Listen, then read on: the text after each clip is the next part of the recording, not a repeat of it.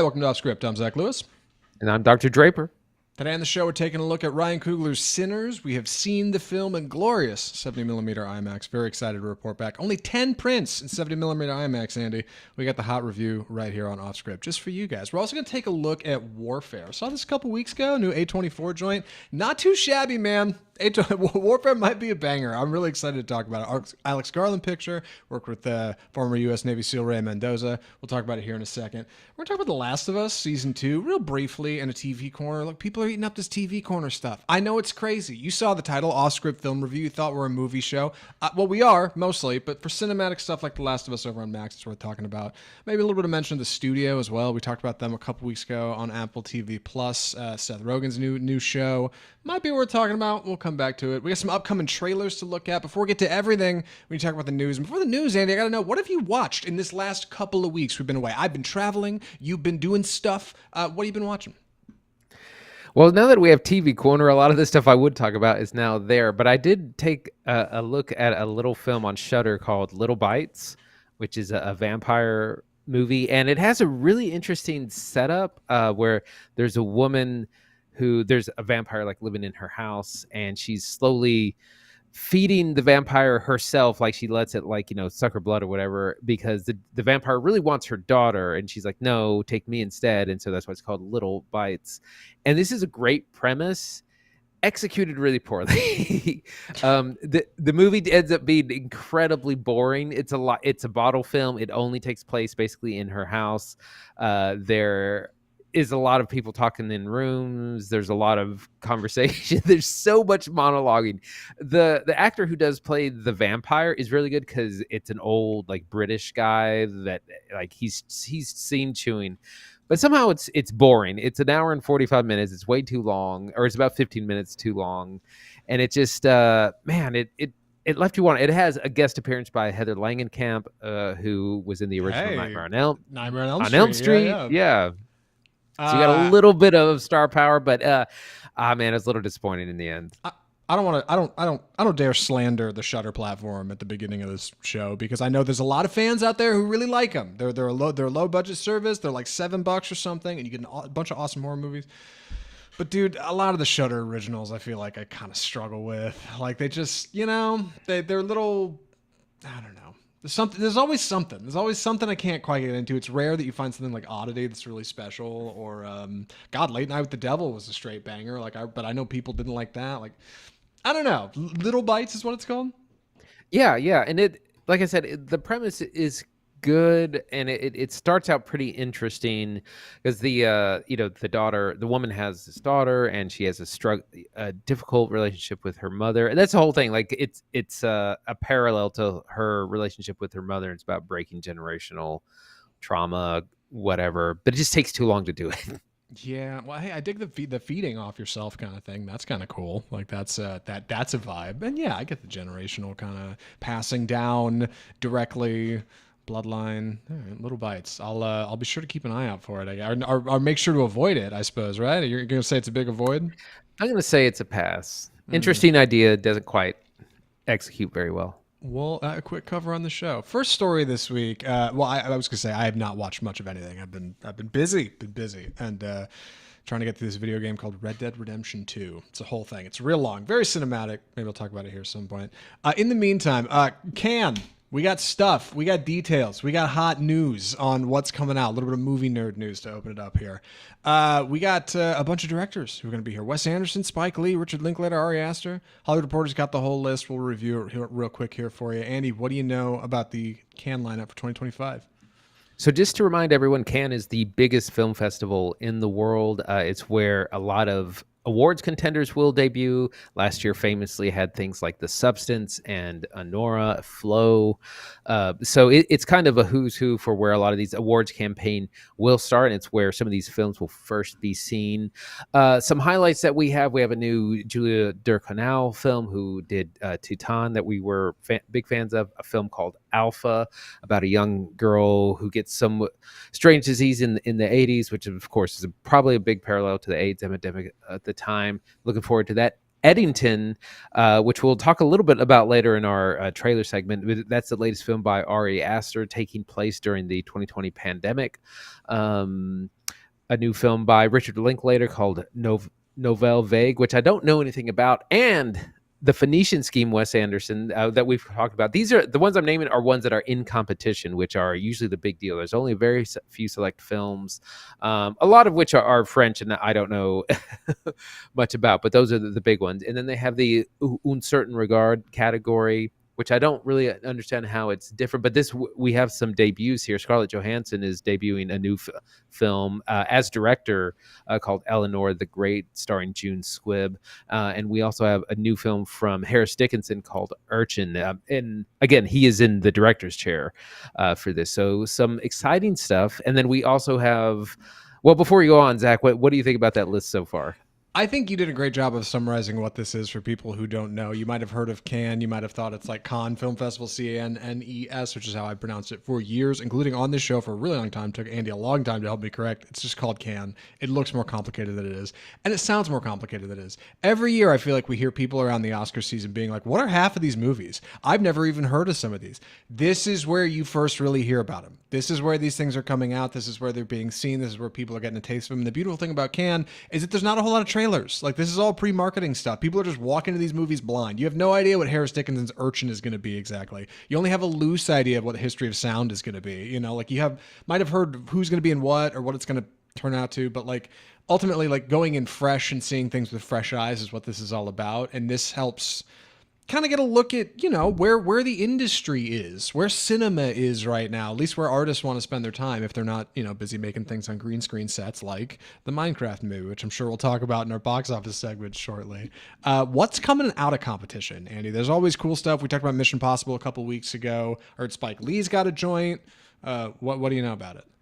So the out of competition category is kind of a PR category. Like I said, Mission Impossible: The Final Reckoning will debut. This is going to be about a week before it comes out wide release.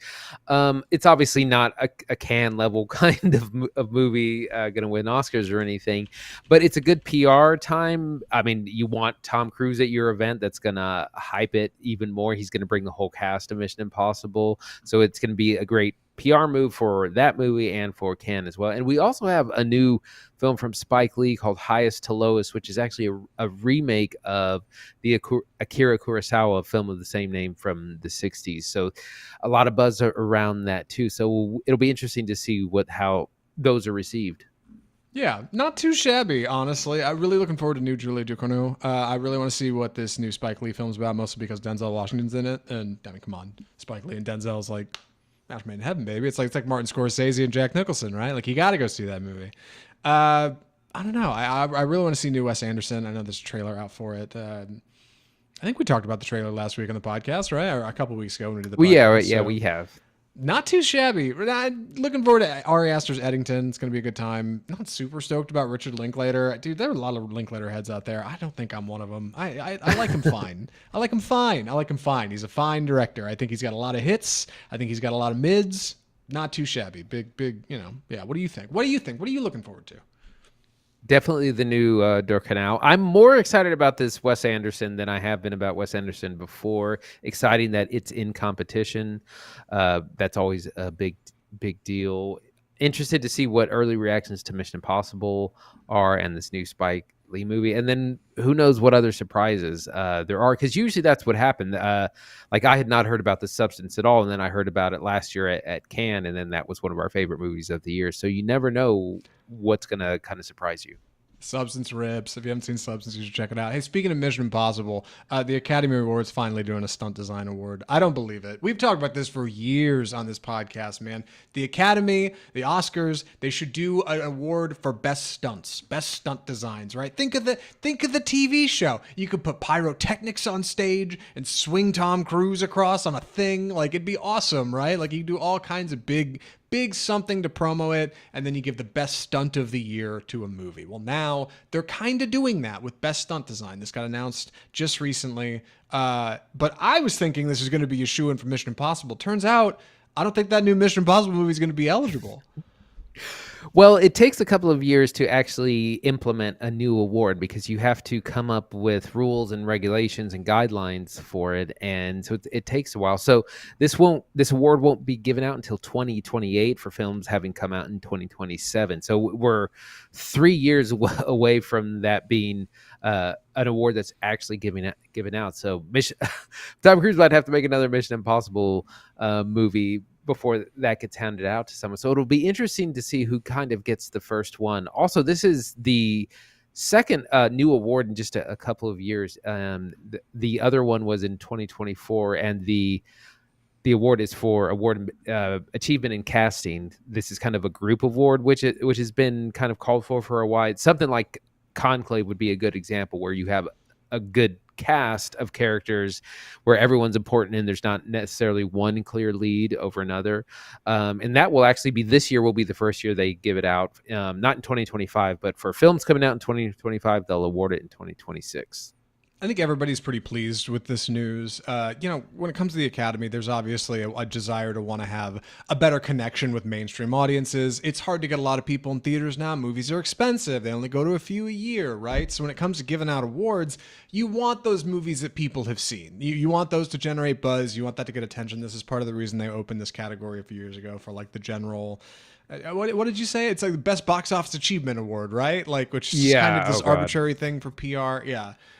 This falls in that same space, like, because a lot of people won't know what cinematography is or best sound editing, right? That's confusing. But best stunts, biggest stunt design, everybody gets that, man. Like, you can promo it easy. You can do a big show on the stage. You can nominate a bunch of big, cool movies like Fast 11, which I'm assuming will be out after 2027 at this rate.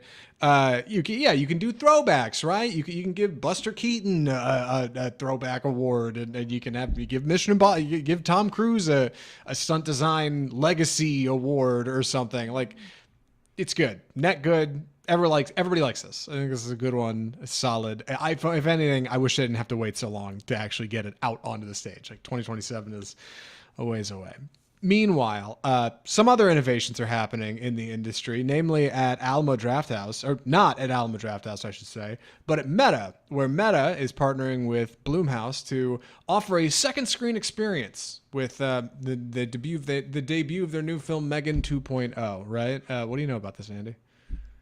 So it's actually for the re-release of the first Megan, which is happening at the end of this month. They're putting it back in theaters as part of the promo. I didn't read that clearly until just now. I didn't know. So. It's fine. Yeah, whatever. All right, great. Second, go on.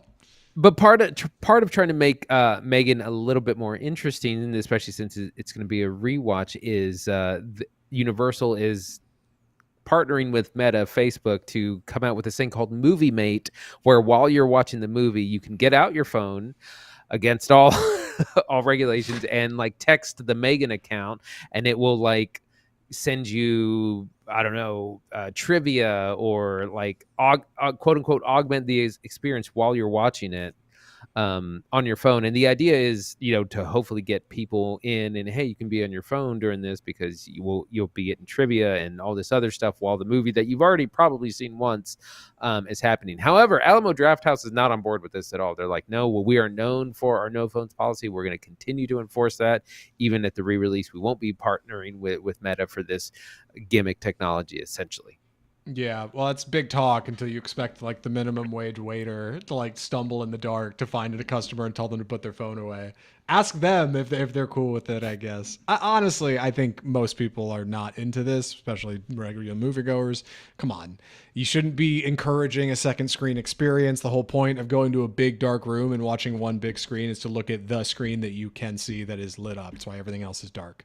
Like, it's a directed attention thing. This is part of the reason movies are having trouble, right? Because just like phones have started to take over people's time and the space they'd have for hobbies, like they take your attention away from what you're looking at. And when it comes to a movie, like, it's important to remember that, I don't know, I don't think people are going to spend a lot of time on their phone talking to your chat bot when they could be like on Twitter or TikTok instead.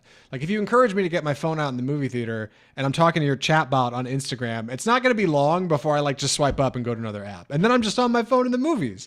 Like, you've encouraged the wrong thing. Yeah. And maybe that's a good thing for what it's worth, because DMing a chatbot on Instagram is terrible implementation. I thought it was going to be some kind of dedicated like app, or you scan a QR code at the beginning of the thing and it just like whips open on your phone in a browser. Like, here's a whole thing with graphics and slide ins. It sounds a lot lower, a lot more, what do you call it? Low brow, low effort than that. And that's maybe a good thing, because if few people use this, maybe they won't keep trying to do it. I'm afraid it's going to get just enough attention that Blue Mouse is going to be like, this is great. Let's do this with another movie. And before you know it, we're starting to get these things on the regular, and then you can't get away from it.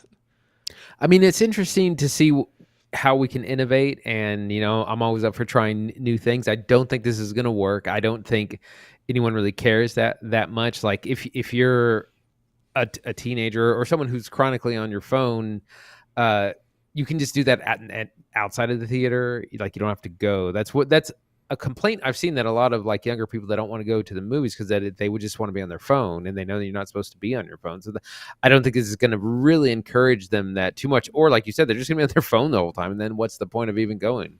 Yeah, like I don't want to be on Twitter during a movie, but if I'm on my phone for a reason and the movie gets boring, it doesn't take me long to check a tweet. You know what I mean? Real quick. Let me just go look at something real fast. I'll come right back. And then 10 minutes have gone by and you're like, oh damn it, I've been on my phone this whole time. Like, I don't know. I'm a simple man. Like I try to be direct with my attention where I can be.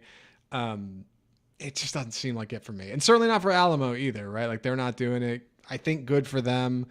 I'm guessing you're going to see this at mainstream joints like AMC, Cinemark, Regal, but I'm curious to see how much they advertise this.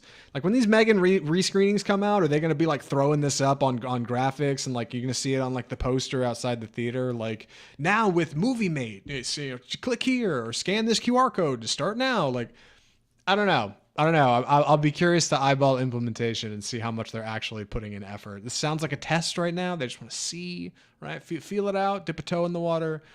God willing, it doesn't go anywhere. And we all can just keep trying to watch movies like we can. You know what I mean? I don't know. Anyway, Megan 2.0 is going to be fine. One more story before I move into our films. We got to talk about the box office. Sinners.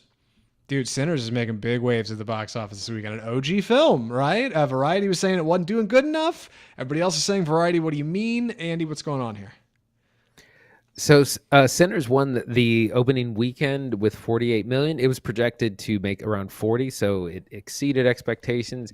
It did beat out a Minecraft movie, but that is in its third weekend. That movie made about 40 million. It's still doing good. It recently crossed 700 million globally, so it's probably on its way to $1 billion. Going to be the first $1 billion movie of 2025. To round out the top five, we had the faith-based animated film King of Kings at 17 million this weekend, The Amateur at 7 million, and Warfare, which we're going to talk about a little bit later, at just under 5 million. It's a great video out from I would say friends of the show, but they have no idea who we are. Red Letter Media on YouTube. They put out a video talking about the state of theaters, and they made a great point when it came to getting kids back in the movies. We got to get people back in movies. Minecraft's doing it, right? Minecraft's doing it great. Everyone's going to see Minecraft. But more importantly, and I think in the case of our interest here on Off Script, looking for bold cinema, Sinners is doing it, right? Fantastic numbers out of Sinners this week. An original IP, not built on anything prior. I think it's working for a few reasons. We'll talk about it more in the review, but one's off the top, word of mouth, right? Ryan Coogler and Michael B. Jordan are a big draw. It's oozing with style and class, right? Big vibes, big music, big visuals, big themes, a little bit of violence, but an R-rated joint making $60 million over Easter weekend? Come on, man. Something's going on at the movies. Clearly, Ryan Coogler has the answer. What do you think, Andy? Like, Minecraft's still crushing it. It's probably going to clear Billy. Do you think Sinners is, in sequel territory? Is this going to be a one and done? Where's your head? I think it's definitely having good word of mouth. So I think it's going to have some legs at the box office, which will be nice to see. There's not really any competition next week. Of course, Thunderbolts will be out the week after, but it's doing really, really well. I'm not sure if they're really into sequel territory. I don't know if Coogler's really on board for that sort of thing. I'm sure Warner Brothers will be if it's a huge hit, but kind of wait to be seen. Yeah, we're gonna have to keep it here for more, I guess. Any other news from the box office? I should jump into Sinners. I would say I prepared a whole thing, but I think I got it. It's pretty fun movie. I'm excited to talk about it. Yeah, I think I'm good. Let's do it. All right, I'm going to take the summary on this one, so please excuse any clumsy delivery. The film is Ryan Coogler's Sinners.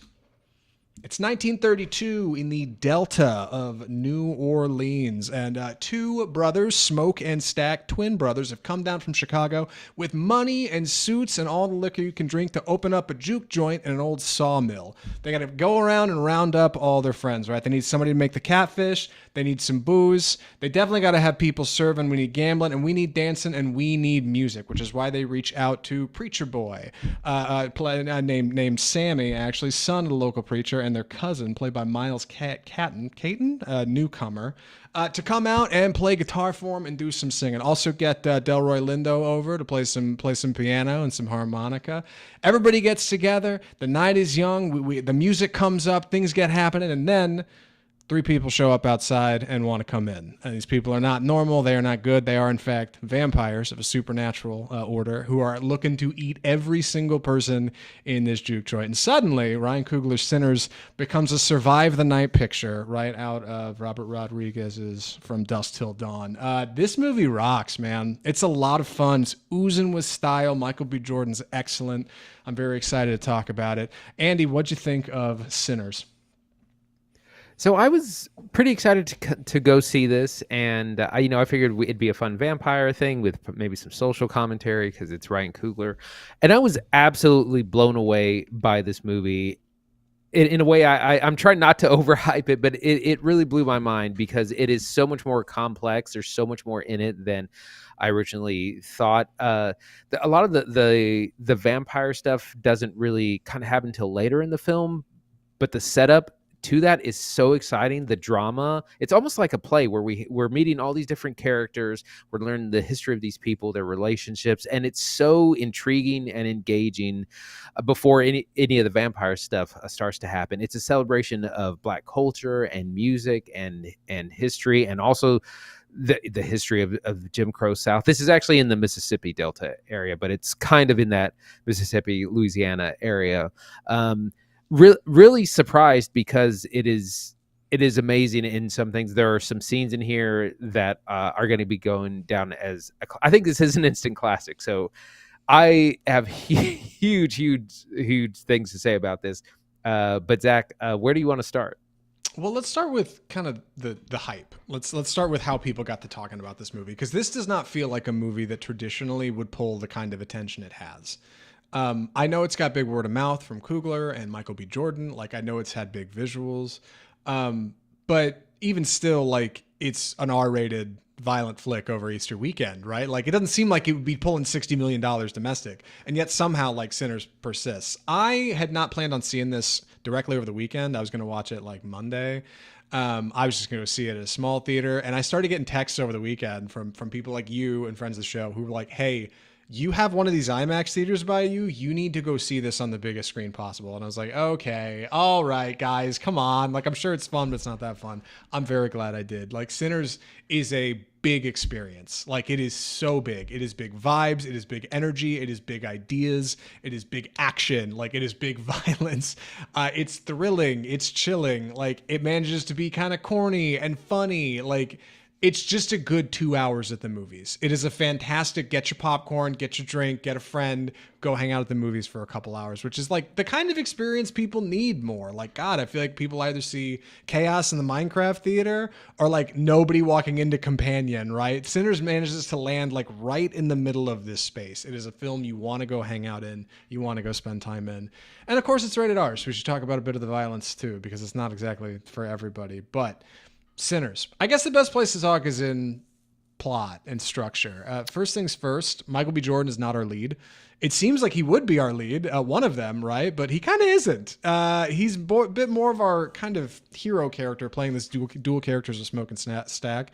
Sammy, a preacher boy. He's kind of our lead. And at the beginning of our film, he has a great interaction with his father, the local preacher, who's like, son, you got to get away from all this devil stuff. Stop playing the music. You got to come to God. And he's like, Dad, I'm going to hit the party. See you tomorrow. It's fantastic. This immediate walk away from like the idealism of being a good and righteous person. Because when you see the title Sinners, you think, oh, it's probably about maybe the vampires, right? Or maybe it's the people at the party. No. Everyone's complicated here. Everyone's sinning in the movie Sinners. It's great. It's this feeling of like togetherness that brings you in and makes this a party.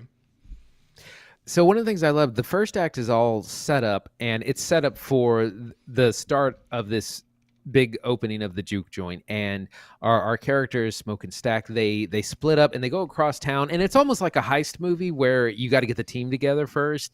That's what they do. They go to the grocer to say, we need 100 pounds of catfish. We need signs. They go to someone else. We need you to cook. They go to someone else. We need a guy to watch the door. And they're kind of going all around town. And when we meet each character, they go to Delroy Linda, who's like doing an all-timer performance in here, and he's another blues musician, and they got to convince him because he's like, you know what, I haven't heard of your place. I've been playing at this other place for a decade, and they're going to be there next week and the week after. And so, I'm that's the gig I'm kind of loyal to. And so every interaction has a little bit of this, that sounds interesting, but I'm not really, I don't really want to do that. And so there's some push and pull, some negotiating that has to go on. So that first act has so much drama, and it's funny and it's engaging. And like, we haven't even gotten into a vampire thing at all yet. And the whole movie, I think, works so well because it's about our characters and their histories and their motivations, all in the backdrop of Jim Crow South. Coogler does this great job of playing up anticipation because while our crew is like assembling and we're getting everybody together for this big party, you're getting these brief, quick flashes of like insta violence over the night, really fast, like 1 or 2 frames and a couple of quick montages. They're finding the best people and getting everybody together. And as they come together, you know that like this is not going to work. They're telling you at the jump, things are going to go wrong in Sinners. That's part of the point. So this kind of cast of characters we're assembling who are all multifaceted and have their own stories and come from their own places, like they give you people to root for. Like when this becomes a survive the night picture, you kind of care a little more because everybody has their own silhouette and has their own shape. And as things start to go wrong, as people start to get pulled outside or somebody gets yanked out or we're not sure who here may or may not be trustworthy, like suddenly these characters having dimension is important. It's important to standing them up against one another, especially when things get really violent. And they do. Like it's the violence is delightful in Sinners. I don't want to say it's funny, but some of it is. A lot of it's edgy in a way because these characters are not just like generic running around blind demon rage zombie vampires. No, they're quite complicated. They have personalities and backstory and their own issues, which kind of intermingle a little bit with our characters, right? Because obviously in this juke joint, our characters are looking to get away from everybody else.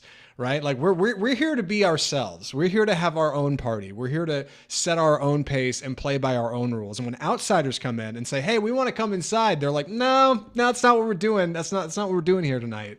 And this clashing of culture like is a space that Coogler seems to like playing in, along with themes of like death and the afterlife. Obviously, vampires kind of live forever, but when I saw Black Panther 2, I had assumed Coogler's like interest in death in film was just simply in that film because Chadwick Boseman was not in Black Panther 2. He was obviously not around. And that's what that movie explores. Sinner spends even more time in that space and even has more to say about it, I think, in a way that I didn't expect. Like it's thoughtful and meaningful in a movie that otherwise would just be like a 2-hour monster flick. Yeah, there is so much going on, like I said, with our characters, and it's so strong thematic, which I don't want to spoil too much. So I won't talk about all the themes, but there's so much more going on than just a simple vampire thing. And it also does a delicate balance where it's educating or talking about the Black experience in this time of, again, Jim Crow South, where we have people picking cotton, sharecropping, people being paid with fake, wooden nickels, fake currency. Wooden nickels, yeah. And there's lots about the oppression happening at this time in the Deep South, but it's not a movie about that. It's not about Black pain, which a lot of movies kind of are criticized for. I think of things like Push from about 15 years ago, and that becomes almost its own genre, or becomes trauma porn. And Coogler does a great job of not going in that direction, where he brings up these issues, he tells you about them, but that's not the focus of it. It's an incredibly joyful film. The music is incredible, and that's where we should go in through next. Zach, what do you think about the music? We got to talk about Ludwig Göransson's score. So the score for Black Panther 2 was stunning. And I remember watching it thinking, like, the music is way better in this than it should be for a Marvel movie. And that's because Ludwig Göransson did it, right? He was actually a classmate with Ryan Coogler at the University of Southern California. It's where they met. He has scored most of his projects since. He does not miss with Sinners. It doesn't sound like a guy like named Ludwig Göransson would put out good blues music. He does, dude. They did a ton of research in this. Like, they took trips down to Mississippi. They got all kinds of big instruments here. Like, they collaborated with other musicians. Like, the score for Sinners is excellent. It is an easy best score nom. Black Panther 2 got a best score nom. Like, this will be a best score nom, like, for sure. The music's fantastic. I'm not a musician. Andy, you are, right? Yeah. Yeah, so to talk about Black Panther 2, Ludwig Göransson he lived in Mexico for a year to study the music of the Yucatan people and area and instruments, and then he incorporated that into the score. And he's done a similar thing here, where this movie is a celebration of the blues and kind of rock and roll and the power of music. And a lot of that is in this, that we have great blues music and performances, but there's also the movie style scoring that needs to happen, where you have like opera singers and orchestra, as well as like electric guitar, and just really incredible sounds happening here. Like, no one is doing it like him. And I've heard a lot of people say, like, he might be taking the belt. He might be like he might be like the next Hans Zimmer, basically, or the next John Williams, where everything he does is so good and also so different. They're different from each other, because John Williams has kind of been criticized that all of his scores kind of begin to sound the same, where you can kind of always hear his thing, whereas Ludwig Göransson, everything sounds so different. He's done Tenet. He did both Black Panther movies. He won the Oscar for Oppenheimer, and now having done this. And of course, great performances by Miles Caton, who is a real life musician who's like toured with her, like HER artist, and Jamie Lawton, who's one of the main characters in here. So we have some live music happening, or live performances from real life musicians incorporated in this. So the music is a huge part of the movie as well.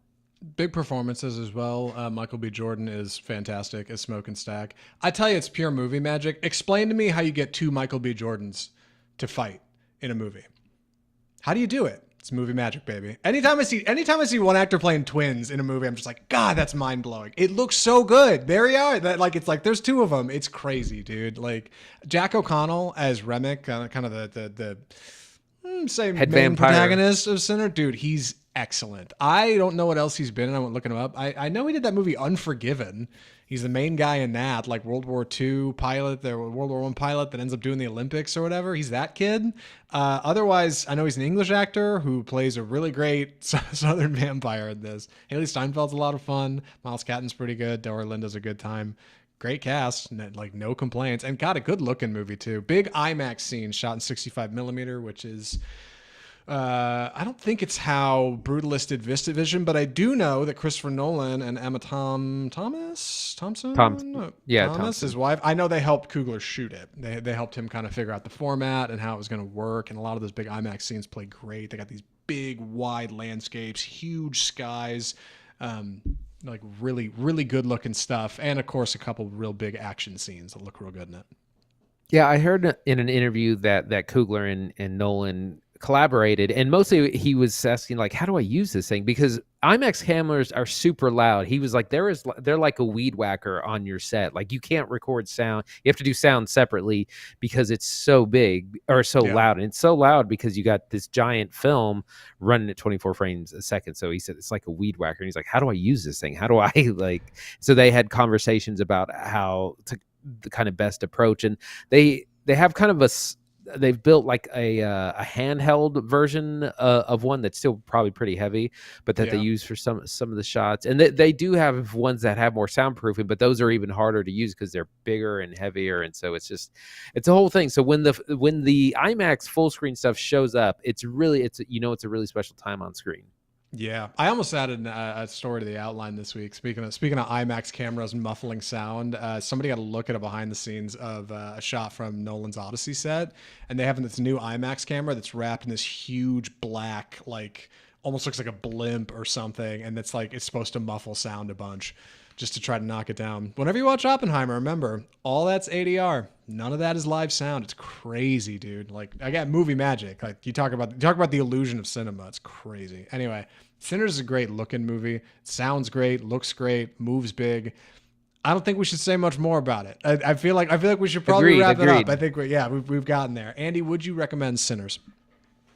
Absolutely. Run, don't walk to your nearest IMAX. I've actually seen this twice in IMAX. It was that good. Incredible performances from the whole cast: Michael B. Jordan, Hailee Steinfeld, Delroy Lindo, and more. Very interesting story. It doesn't go where you think it's going to go. It's not about the things you might think it's going to be about. It is so entertaining. Incredible music and score by Ludwig Göransson. Go out and see this as soon as possible. Same. Sinners rocks. Go see it on the biggest screen you can. Yeah, complicated themes for weird guys like Andy and I, man. I'm still picking it over. Like, what exactly did this mean? Why this character said this line in here? What was that about? It's good, man. It's good. It's complicated. It's fun. Very satisfying. Good action. It's a good time. Sinners rocks. Go see Sinners. It's one of the good ones. All right, go support new cinema. Don't go see IP movies all the time. Go see something new. Go check out Sinners. With that, we should move into our next segment. Bit of a different departure here from our normal film stuff. We teased this at the open. Andy, what are we talking about here? It's time for our TV corner, where we're talking about what we're watching on TV. I'm going to start out with just the first 2 episodes of The Last of Us, which premiered just a couple of weeks ago. Now, just first 2 episodes are out. I love the first season. It's very good. Zach has played part of the game, has not watched the show, but it started. Yeah. Season 2 is starting off really good. We get the setup of our cast is in Jackson, Wyoming. They're at their settlement. We have Joel and Ellie are kind of at odds. They have a strained relationship after 5 years. They're kind of like a father-teen daughter, not talking. We meet Abby, who's on a revenge mission. It wants to hunt Joel down, and then we have some other stuff going on with our infected our plant zombies. Really good first couple of episodes. I'm stoked. I think it's only 7 episodes this season, so it's one shorter than it was last time. But I'm enjoying it so far immensely. It's one of my favorite shows. I wish I had spent more time with it. I should probably go back and revisit it, but I'm a big gamer. And when the games came out, I played the first one, but I didn't have a PlayStation. And I knew it was a big cinematic experience that you really want to dedicate time to, so I didn't get around to it. And the second one came out, and I was like, well, God, I never finished the first one. And then by the time the series is coming out, I've got this odd residual guilt, like, okay, I'll get around to it eventually. I'll play it, and I just never have. And so now season 2 is here, and things are happening. I do have an idea of what happens in the season, just because I kind of kept up with the games and some of the conversation around it. But I think it is... I don't know. I think it's exciting. And I mean, Emmy stuff, I'm assuming, right? I'm hoping it doesn't come for any of my Severance Emmys, because I know Severance is taking it big this year, I'm sure. But we'll have to see. Other thing, I've continued to watch The Studio, the film comedy with Seth Rogen. About film, yeah, right. Yeah, very meta. Watched episodes 3 through 5. I'm waning a little bit on this show. Like, it's not bad, but it's also not great. Episode 4 was a little bit funnier. In that episode, a film reel goes missing, and there's a kind of detective search. They do this detective noir style of the episode, which is actually pretty funny, to try and find this film reel that also guest stars Olivia Wilde, which is actually a lot of fun. And the 5th episode deals with kind of a war between 2 of the junior executives, Sal, played by Ike Barinholtz, and the other one played by Chase Sui Wonders. That's a little bit funny. If this show were any longer, I probably wouldn't watch it, but it's a half hour. It's quick. It's in and out. But I'm kind of on the fence. Like, I'm still watching, but I'm not in a rush. I'm not excited to go home and see it. I remember when the studio was coming together, let's say Sinners. I remember when the studio was coming together and Seth Rogen was doing interviews for it. And he said one of the most challenging things about making the show is that it's shot like oneers, but good comedy comes in timing. And so if you're trying to film everything like a big oneer, and you're trying to write effective comedy, it's difficult to land jokes because you're not going to have editing on your side. You can't cut to it like a different shot of somebody or cut to a wide. You don't get that luxury. And I think that comes out in as the show is developing. Not that it's not a good time, but yeah, you're going to have some moments that you're like, it's kind of a dip. Who's going to be into this? This is too niche. This might be too inside baseball for film. I do need to watch more of it. But admittedly, I watched the first 2 episodes and have not gone back. So when you say it might be cooked, I mean, you might be right. I just in my viewing habits, I might be falling out of it. Yeah, especially the more you fall behind, the less you want to walk. Yeah, you can catch up. Yeah, it's a whole thing. I've also watched the first episode of The Rehearsal, which is Nathan Fielder's new show. This is the second season. First season was several years ago. This show is real weird. It's real bizarre. It's like a reality show, mockumentary sort of. In the show, the premise, he kind of does. He takes an uncomfortable situation and he finds a way to rehearse it. And I remember in the first episode of the first season, there's someone who wants to kind of confront a friend about a situation. And so they find out every detail about this person. They hire an actor to play them and like also recreate the bar. They're like, oh, we want to go to this bar to meet. And so Nathan Fielder, like in a HBO studio, recreates the bar like a one-to-one thing. It's really weird. You don't know what is real and what's not. A lot of it's meta commentary. In this first episode, it's about plane crashes. And Nathan Fielder has pointed out that a lot of planes crash because the first officer is kind of too scared to speak up when he thinks something's wrong. And they recreate some of these moments because they have the black box audio, and they'll be like, the first officer will be like, hey, I don't think this thing is right. This instrument's saying this. And the main pilot is like, no, you don't know what you're talking about, kid. I've been doing this all my life, that sort of thing. And then the plane crashes. And so Nathan Fielder is like, if I were to create rehearsal situations where pilots could practice this, could we save lives here? And he meets with the actual like National Transportation Safety Board guy who like agrees with all this stuff.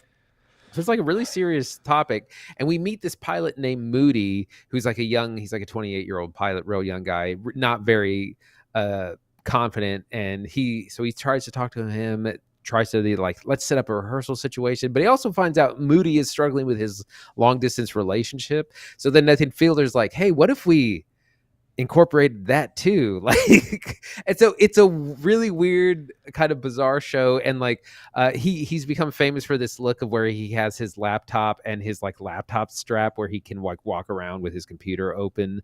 And it is funny, but it's kind of a bizarre show. I don't know if it's for everyone, but I'm definitely going to keep watching and see where it goes. I need to spend more time with it. I have a weird relationship with Nathan Fielder's later work. I did okay with Nathan For You. I didn't watch a ton of it because a lot of that stuff works best in clips. You'll see like a clip on TikTok of a great bit, but like actually trying to watch every episode consecutive, you're like, okay. Rehearsal's much more condensed. Curse is even like a more refined version of that, starring Emma Stone, and I know Josh Safdie helped out with that. My thing with these shows is it kind of hurts my head. It's like trying to look at like a magic eye painting or something, or like an MC Escher thing. Like you mentioned, like I can't tell what's real and what's not. You mentioned like this meeting with like the Secretary of Transportation. Was that really who that is, or was that an actor? Because it's probably them, but like I don't know for sure. And like in the first in the first episode of the first season of Rehearsal, when he like recreates the bar and it cuts to shots of the guy actually attempting to be real in the real bar. Is that fake or not? I don't know for sure. And like that hurts my head in a way that I'm just like, I'm gonna go watch something simple and narrative. Like it bridges this space between documentary and reality that I think is really interesting. And much like something like The Last of Us, I just have not given enough intellectual time or resources to spend time in. I watch one episode and I end up on my phone and I'm like, I gotta come back to this later, and then I just don't end up watching it. So I'm glad you're enjoying it. I think the plane crash thing is a clever iteration on the first season, because I didn't know if they were going to do more. Sure. What would they even do? And like having kind of a theme to run towards is clever, I think. And what I understand is that this season is serialized, so it will be in the first season. It was every episode was kind of a different topic, and in this one it is just all one through line through however many episodes it is. Yeah. Last, and this is a show I'm not watching, but I just wanted to mention it. Andor season 2 came out yesterday, and Disney's doing this interesting release strategy where they're releasing 3 episodes a week.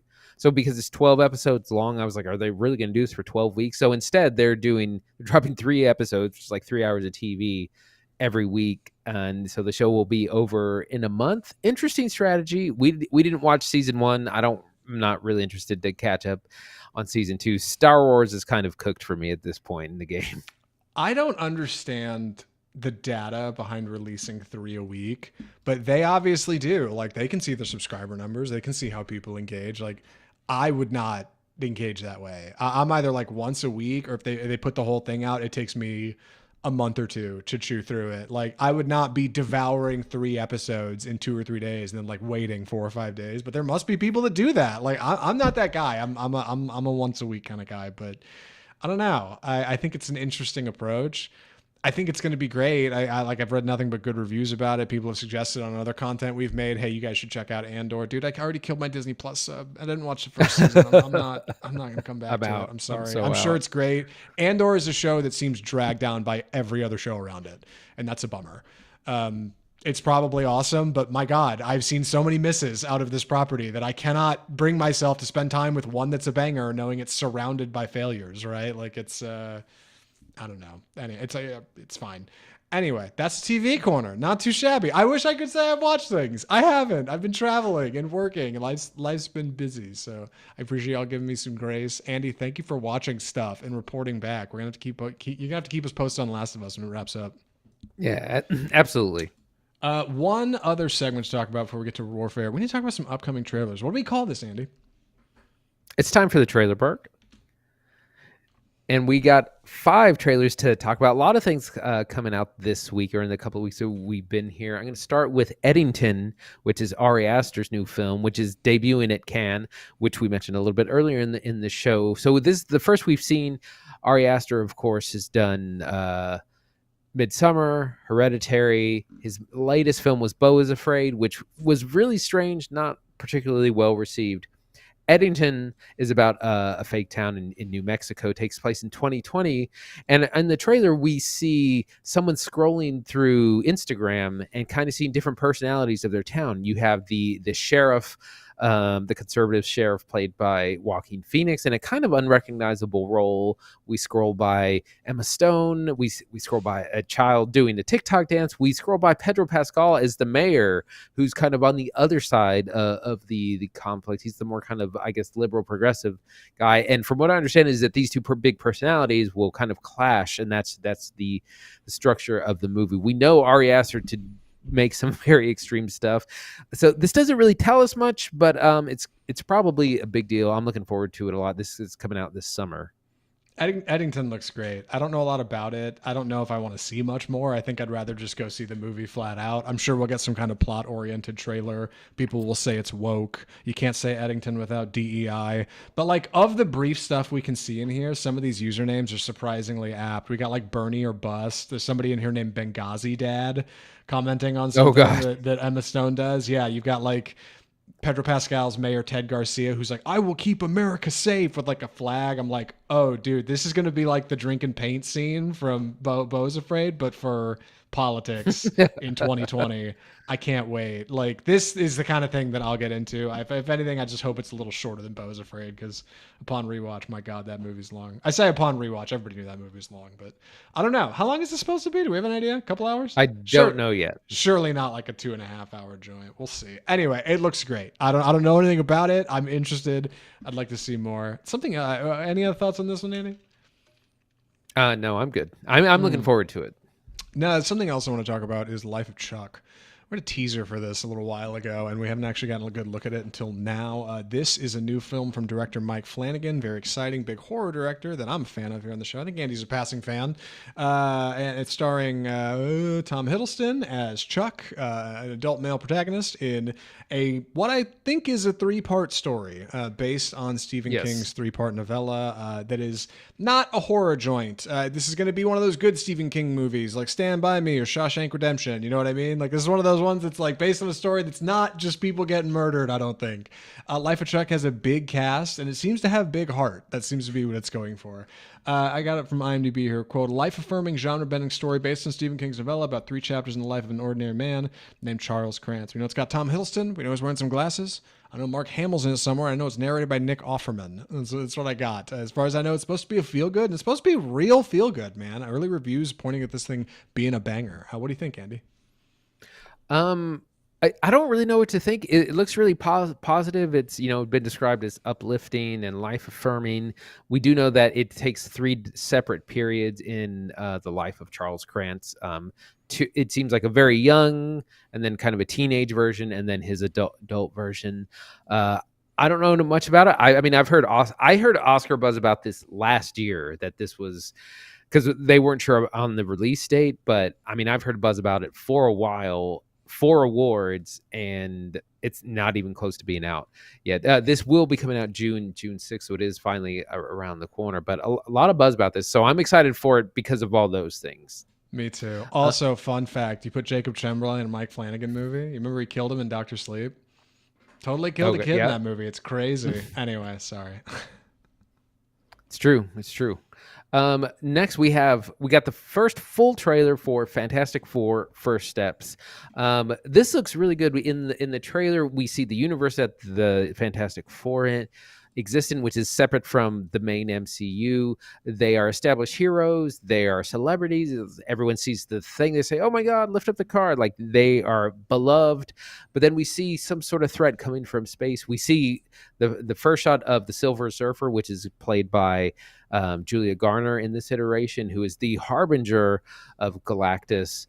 And the trailer looks fun. We see our heroes as a family. That's the big thing. They're definitely trying to be like, we are going to face this as a family. We're going to work everything. It's definitely big on those vibes. We see some sort of doom is encroaching. We hear Reed Richards say, I stretched the bounds of space and someone heard and noticed us. It looks good, man. I'm a little excited for this. This is coming out on July 25th, very end of the summer releases. But I think it's looking good. It's looking better than I initially thought. Yeah, if I could only see one Marvel film this year, it'd probably be this one over Thunderbolts and Captain America: Brave New World. Thunderbolts is coming soon and looks fine. Captain America was all right. This one, I think, is the most idyllic promise, right? Definitely get some more stuff going on here. You got Mr. Fantastic stretching around. You got a quick look at some Galactus feet. You got Julia Fox zipping around a Silver Surfer. And I tell you what, man, we're about to talk about Warfare, which has a great cast, and Joseph Quinn is in, and he's in Fantastic Four. He's Johnny Storm, right? He's our blonde-haired, blue-eyed burning man. And it's weird because watching this, I'm just like, God, I like Joseph Quinn fine. Should they have just cast somebody else? They got him in a blonde wig. They got him in blue contacts, and he's doing an American accent. I'm like, you probably should have just picked somebody else. I'm sure he'll be good. He's big emotion. Yeah, I'm sure he'll be fine. But just seeing him in this trailer, I'm like, why did you cast him exactly? Because like, my God, you had to do a lot to get him in there. But I'm sure he'll be a good time. Big emotion out of him. This looks like a fun movie. Hopefully a good time. Speaking of him, we got to talk about this trailer for him. This one's kind of a sleeper. I don't know if this is going to be a banger or not. This is an odd trailer. Here's a summary from IMDb. A promising young football player joins an isolated compound to train under a dynasty team's aging quarterback. We know this is produced by Jordan Peele, right? Us, Get Out, Nope. Monkey Paw Productions has a hand in this. And it looks exactly like the kind of movie Jordan Peele would make. It's like this young football player at like this isolated compound, almost like a big culty area out in the desert or something. He's running around doing training drills. Marlon Wayans is screaming at him. There's like a bleeding football that's stitched together weird, and then it starts to get really weird, and there's some freak horror imagery before you hit the logo at the end, him, and then you're on your way. The weird thing about him is the people making it. It's from director Justin Tipping, who has not done a lot of big film. So this is functionally nearly a freshman film. All right. Straight up. This is basically a first time. I mean, he's done some music videos. He's done some short film stuff. But as far as like big features go, I would say this is his biggest to date. Additionally, the talent behind this, you got in the cast Marlon Wayans, comedian Tim Heidecker, comedian Jim Jeffries, Julia Fox is in this. I'm like, Okay, so some of the names at the top are not traditionally drama actors, and I know it's produced by Peel, but outside of that, I don't know. So this is one of two things. Either this is some heat, and we're gonna find out more about it when it comes out, or it's a really well cut trailer to a movie that's lacking something. I don't know yet. We're gonna find out. What do you think of the trailer for him? One of the descriptions I've seen put to this was it's like Black Swan for boys, I like where that. it's someone trying to reach the pinnacle of athletic performance and will give anything and is probably going to end up in a bad situation. Because I love the way this trailer is set up, because the first half looks like a Nike commercial. It's all this like high performance grind set, kind of like no days off, guys in the gym, guys doing drills on the field, sweating all this, and then like midway it changes to this whole horror thing. So it's a good tonal shift. I'm intrigued to see it. It's a neat idea. September release. We always need good September movies, because that can be kind of a rough time of the year. But I'm excited to see it, I think. Yeah, like I said, either this will start to get like cult attention, and you'll start to hear people like, "Dude, you gotta go see this football movie. Him, this thing's nuts," or like you'll never hear about it again. One of two things will happen here. I don't know. We'll see what happens. I hope it's a banger though. It's got at least got Peel behind it, so there's certainly some tone here. One more to talk about, right? Right. So this was just a couple of days ago. Was I Know What You Did Last Summer, which is a remake of the 1997 film of the same name, which starred Jennifer Love Hewitt and Freddie Prinze Jr., who were teen heartthrobs of the time. They were in lots of teen films there.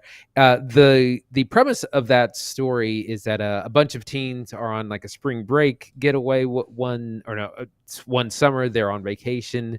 They're drunk driving. They hit someone in the road. They're like, "Oh my God, did we kill this person?" They kind of push them off the side of the road and just leave them for dead. And they're like, "Oh, we've killed him. We just got to go on."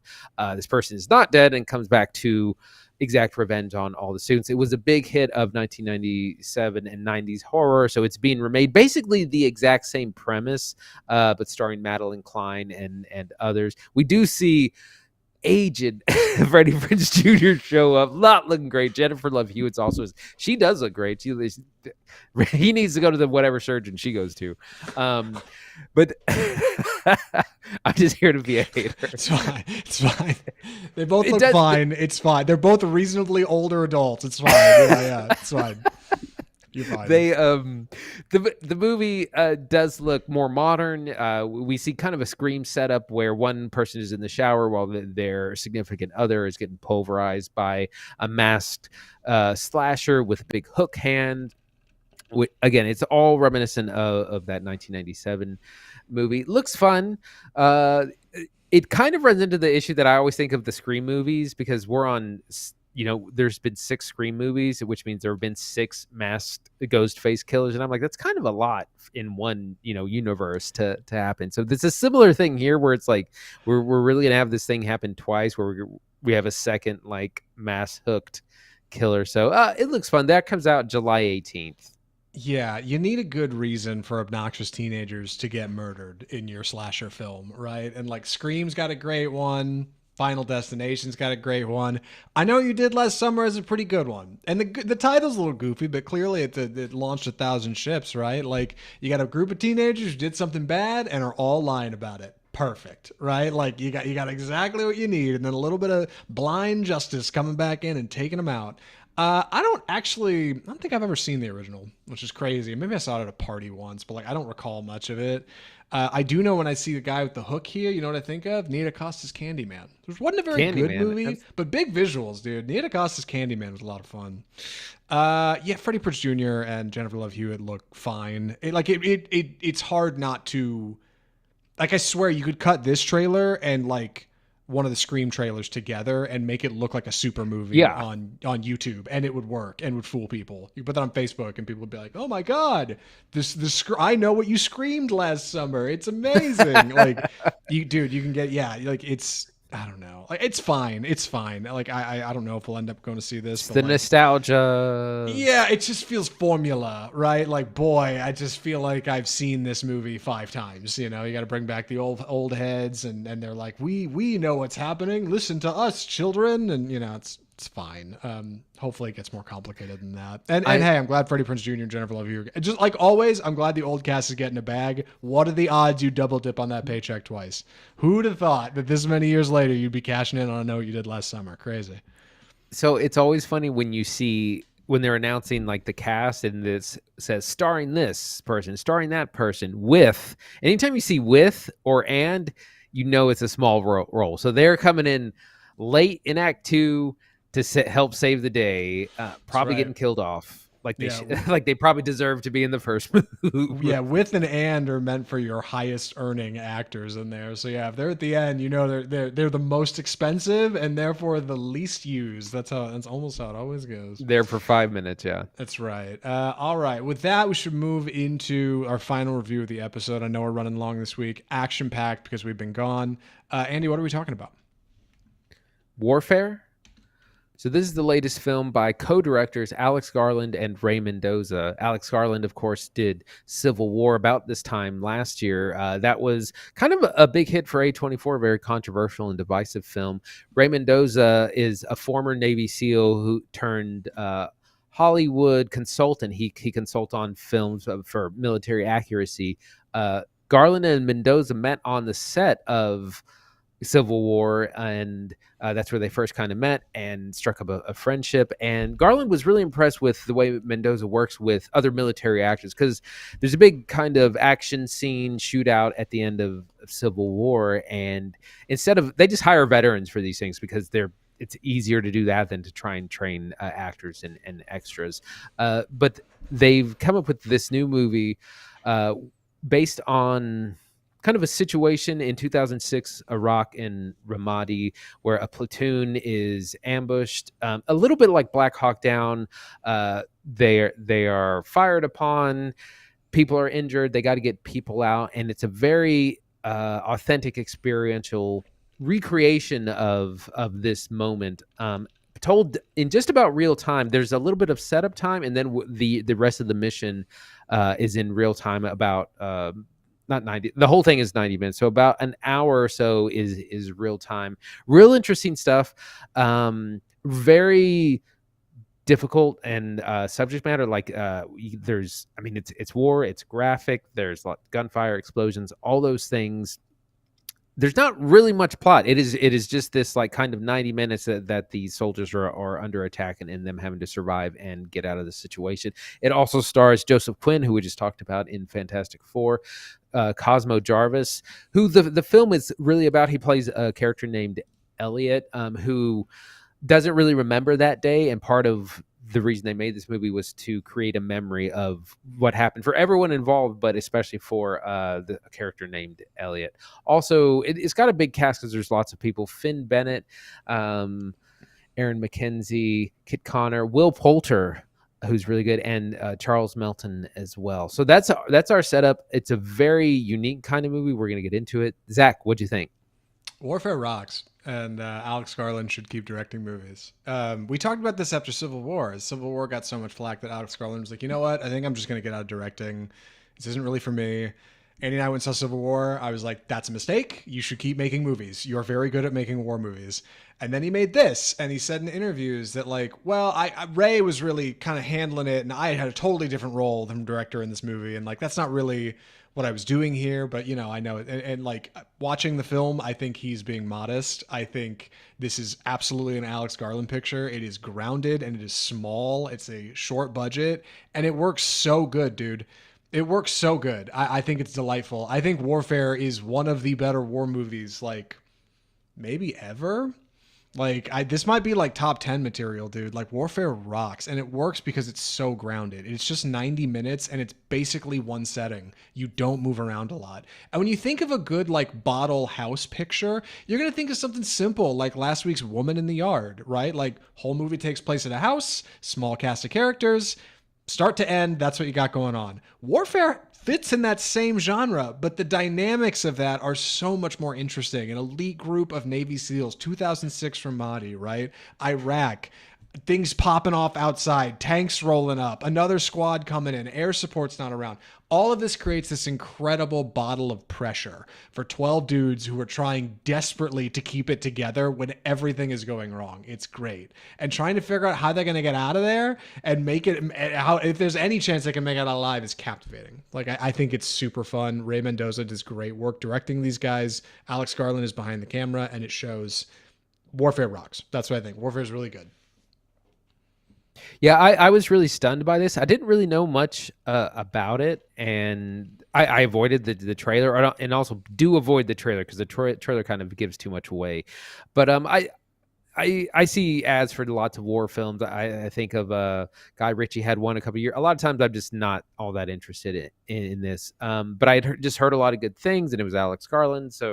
And we needed something for this show. I want to talk about our setup though. It starts kind of late at night where our platoon sneaks into a house in the dead of night, but they end up making a lot of noise, and so the neighborhood knows that they're there. It's not a big secret, and they're supposed to just be backing up a group of like a Marine platoon or something down the road. They're just backup, but they slowly, the first probably 20 minutes of the film is them just hanging out in this house. There's a couple guys with rifles just looking around reporting. You hear comms. Nothing is explained. Like, you don't get sappy backstories on any of the characters or any of that. Nothing is dumbed down for the audience because they wanted it to be as authentic as it could be. So it's all very inside baseball. Anyone who's been in the military will probably understand what's going on a little bit better. And then it just kicks off. The tension builds for such a long time, and you know that things are going to go wrong at some point, and they start to realize that everyone in the neighborhood knows what they are. People are gathering weapons. An attack is imminent at some point, and we just don't know when, and it eventually happens, and then it's a matter of them having to survive for an hour to defend their position, get back up, and get out. And it's incredible. The sound design is incredible. It is harrowing. It's definitely one of the best depictions of war I've seen. I mean, think of things like the opening of Saving Private Ryan or Black Hawk Down. Just a really incredible experience. Yeah, I was really pleased with the presentation here. I remember reading early that they had decided originally they were going to shoot this with veterans and like active duty guys. And somewhere along the way, somebody was like, hey, what if we got a full cast of actors instead? Like, what if instead of sending up the oil drillers and teaching them to be astronauts to break up the meteor, what if we just train astronauts to drill for oil, right?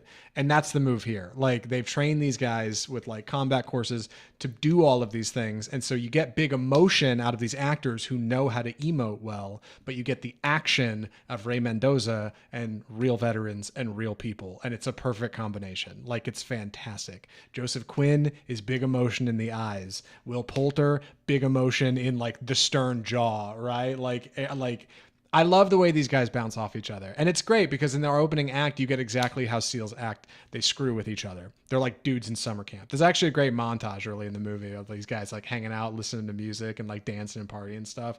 And it's weird and it's kind of oddly gay, but they're like cool about it. And then they're like screwing with one another and they're like, all, on site in this house, messing with each other and spitting each other's water bottles and stuff right up until the worst day of their lives happens.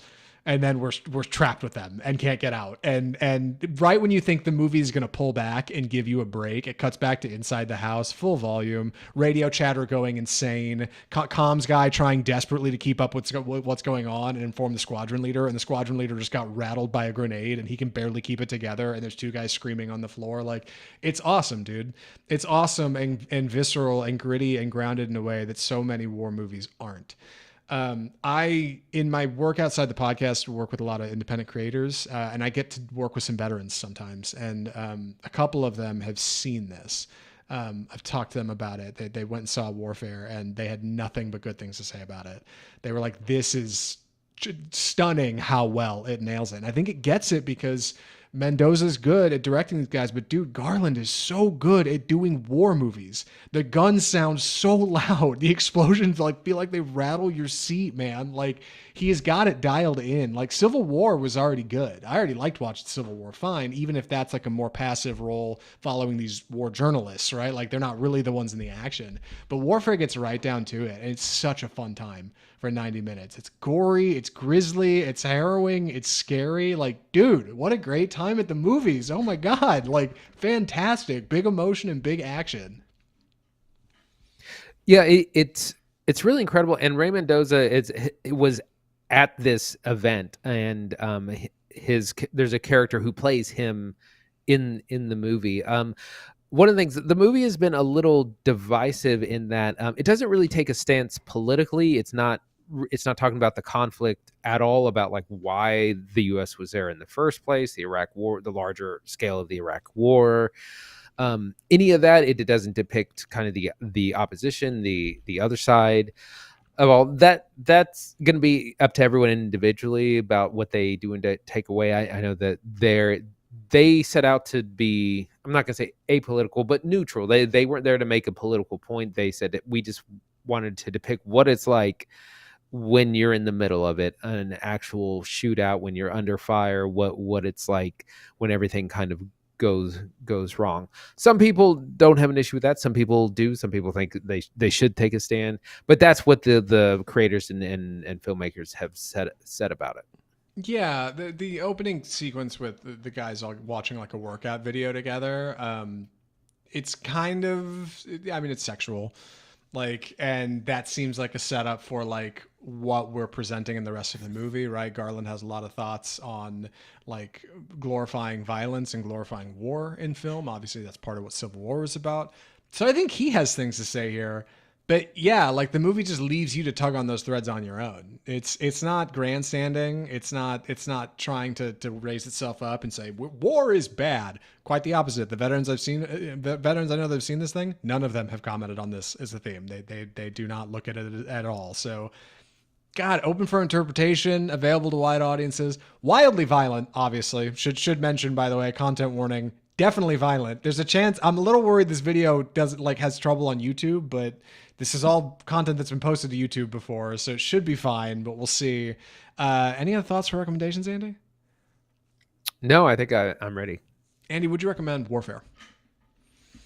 I definitely would, with huge, I think, content warnings. It is incredibly violent. I mean, because it's depicting scenes of war, gunfire, explosions. But it is an incredible experience, sound wise. It's the first movie before Sinners that I said, like, get out and see this in a theater, because your at home sound system is not going to do it justice. So highly recommend. Controversial in some ways, but it's definitely, I think it's going to go on my top 10. Yeah, I think Warfare rocks, man. I think I ended up putting Civil War as an honorable mention last year. This one's easily sliding over there until the rest of the year becomes more apparent. Like, Warfare's a sleeper. A lot of people are going to miss it. I think people are going to watch it when it comes to HBO in like a month, because it's A24, so it'll get pushed over there. That's probably where my dad will end up watching it, and he'll be like, it was fine. And it's like, God, it would have played so much better in a theater, dude. Go see it big if you can. Get somewhere with big sound. I don't know if you can still catch it in like a Dolby theater, but if you can, like, go see it there, dude. Like, this rocks. Alex Garland, please don't stop directing movies. Good Lord, what an episode of the podcast, Andy. Episode 290 of Off Script Film Review, done and dusted. How do you feel? Good. We got a lot in there. Dude, huge week. Lots Huge to week chew at the on. movies. Good Lord. What are we watching? Well, hold on. Next week we're out because I'm traveling again, which I'm pissed about. But it's fine. I'm traveling for a great reason. I'm excited. It's going to be cool going out of town. We're going to be back in a couple weeks, though, Andy. What are we watching? We'll be here with Thunderbolts, which comes out May 3rd, which kicks off the summer. That's our big first summer release, the second Marvel movie of this year. That's going to be really exciting. We're also going to be taking a look at Havoc, which is a new Netflix action film, which comes out this Friday, April 25th, starring Tom Hardy. I don't really know much about it, but I'm a big fan of his. Some FYI releases, The Shrouds, which is David Cronenberg's new film, I think coming out in limited release. The Accountant 2, starring Ben Affleck and The Punisher. Why can't I think of his name? That guy. John That also Bernthal. Yeah, right, yeah. also comes out April 25th is Friday. And Until Dawn, the horror movie based on a horror game, also coming out this Friday. Yeah, very excited about not Havoc. I'm fine about Havoc. I just looked up the premise of Havoc because I didn't remember. Thunderbolts will be a good time. I think. I hope Thunderbolts is a good time. And I already said I was looking more forward to Fantastic Four than Thunderbolts, but it's fine. Thunderbolts will be a good time. If you enjoyed the episode today, episode 290 of Off Script, if you've seen any of our clips online, you maybe have come across us once or twice. Hey man, come back. Come stick around a little while. Hit that subscribe button and see even more what we're doing. You can find us on all of our social media, Facebook, Instagram, Twitter, TikTok, all the usual audio channels for our audio listeners, Spotify, Google Play, iHeartMedia, iTunes, Amazon Play, Amazon, might be called Amazon. The Amazon one, we're over there too. We're on all the platforms. Big things going on YouTube. You can come check us out over there every single week. We got our website, offscriptfilmreview.com, and our email, mail@offscriptfilmreview.com. You can email us directly. Direct one-to-one. Early screeners, free tickets, can screen, whatever you got, send them our way, guys. We'll check them out. We'll talk about them live on the show. We're excited to talk about it. And that's Off Script episode 290. From all of us at Off Script, the home of Bold Cinema, I'm Zach Lewis. And I'm Dr. Draper. Thanks for watching.